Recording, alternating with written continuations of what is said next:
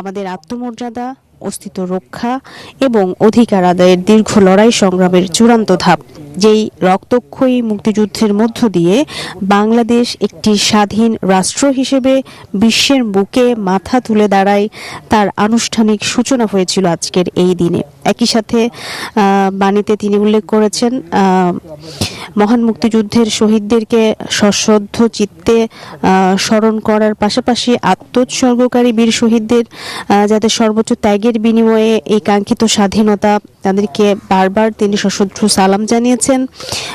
বাংলাদেশের নতুন বাস্তবতায় এগিয়ে যাওয়ার প্রত্যয় তুলে ধরে সরকার প্রধান বলেছেন, গত 16 বছর দেশের মানুষ এই স্বাধীনতার সুফল ভোগ করতে পারেনি।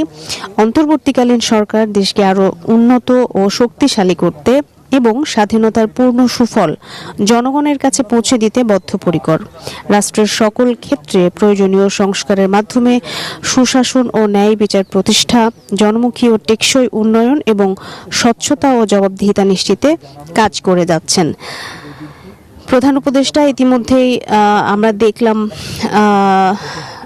সকলের সঙ্গে কুশল বিনিময় করে তিনি আবারও ফিরে যাচ্ছেন। এই ঈদে জামা জুতো অ্যাক্সেসরিজের ডিসকাউন্ট।